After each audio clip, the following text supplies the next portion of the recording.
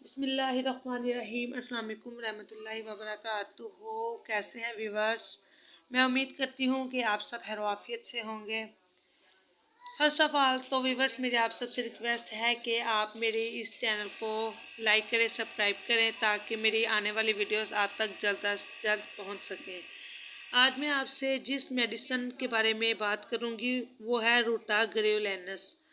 यानी आज मैं आपको रूटा के बारे में बताऊंगी कि रूटा बेसिकली हम किस बेस पे यूज़ कर सकते हैं। होम्योपैथिक में इसका क्या काम है कि जिस पे हम इसको इस्तेमाल कर सकते हैं।